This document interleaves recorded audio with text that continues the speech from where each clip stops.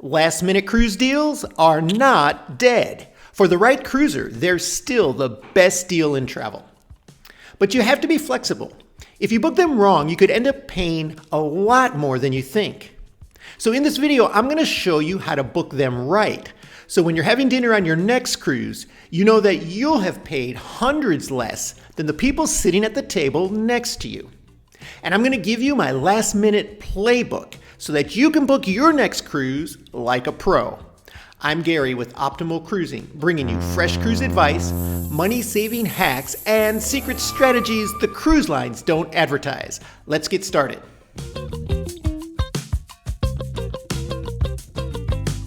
I have just heard too many experts recently preaching that there are no good last-minute cruise deals. And that's absolutely false. You need to hear the truth. In about 5 minutes of research for this video, I've found incredibly low last-minute cruise deals everywhere from the Mediterranean to Caribbean cruises to cruises to Mexico from Los Angeles.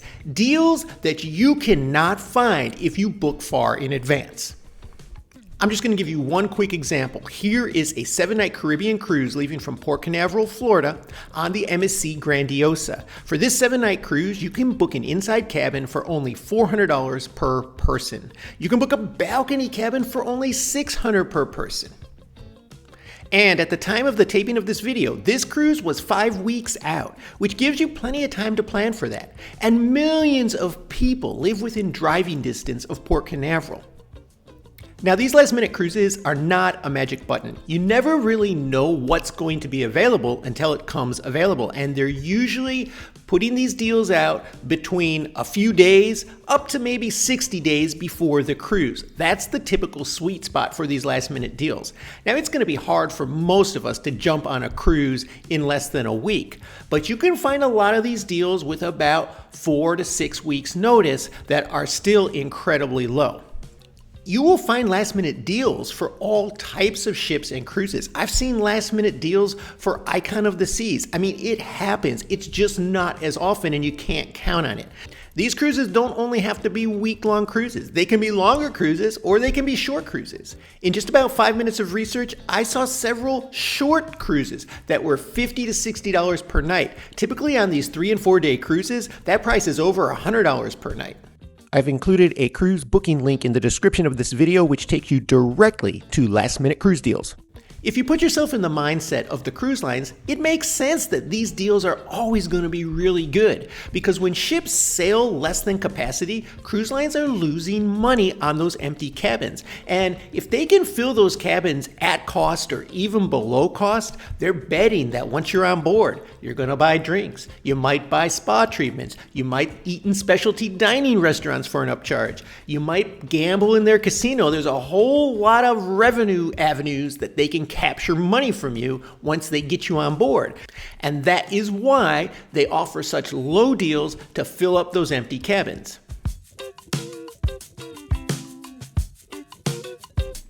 The reality of last-minute cruise deals is that they work for a variety of situations, but not all. And the situations they work best for is if you live within driving distance of a cruise port. Now, this doesn't necessarily mean you have to live in Florida. There are a lot of last-minute deals leaving out of Los Angeles, leaving out of San Diego, even Galveston and New Orleans, sometimes even some other ports like Baltimore or New York. So if you live within driving distance of one of these ports, there's a decent chance you can find a last-minute deal. Not always and not at all times, but they do come up. The problem comes in if you have to fly to your cruise port, because if you book a last-minute cruise, then you have to book a last-minute flight, and typically flights cost more closer to the date. But that's not always true.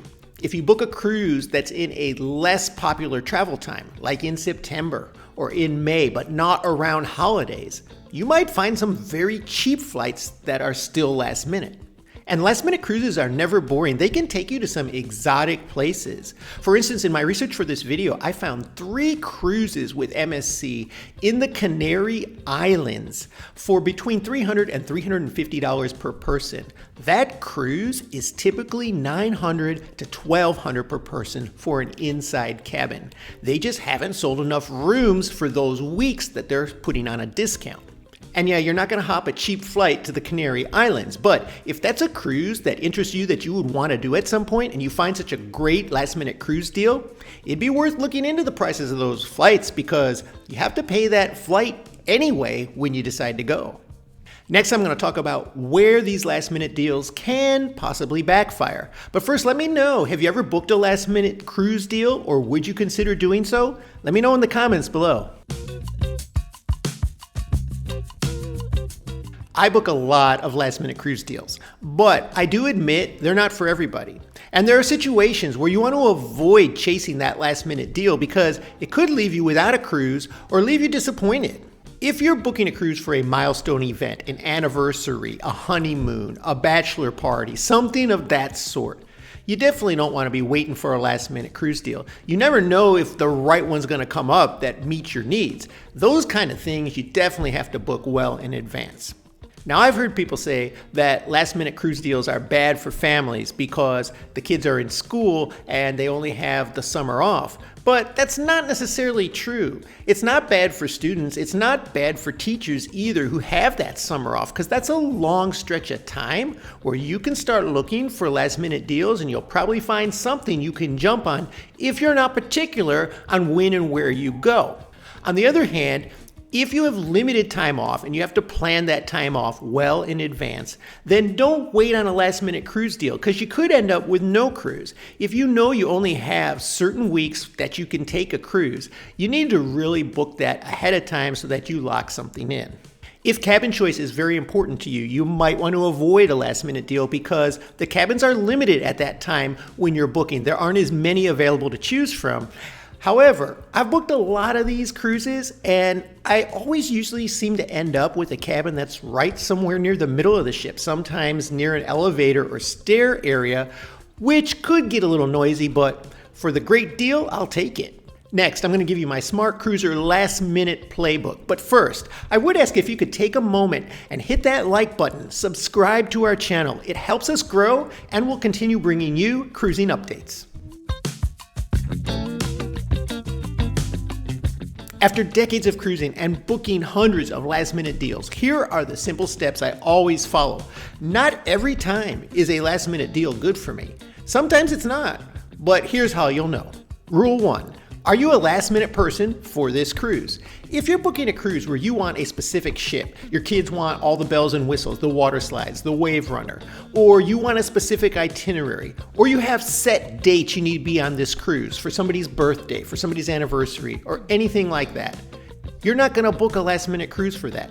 You could end up with nothing or something underwhelming. However, if you're flexible, if your dates are flexible, if you're flexible on the type of ship, the cruise line, the itinerary, definitely book last minute because you'll find deals that you can't beat otherwise. Rule 2, use windows, not specific dates. When you're looking for last minute deals, you want a wide window. 4 to 6 weeks is a great one. 2 to 4 weeks can do, but I recommend at least 4 weeks, and that's what you're searching for any cruises during that period of time. And start looking 2 months out. 2 months out to that window and see what pops up. And sometimes you have to look for a few days or even a couple weeks to find something that you like. And consider leaving from more than one port. If there are 2 or 3 ports that you're willing to leave out of, you're going to find a lot more deal and have a lot better chance of booking a great last minute cruise deal. Rule number 3, if you have to fly to that cruise port, always check the price of flights first. I have flown into many last minute cruise deals and sometimes I find great deals, surprisingly good deals, and the flight's only 2 to 3 weeks out.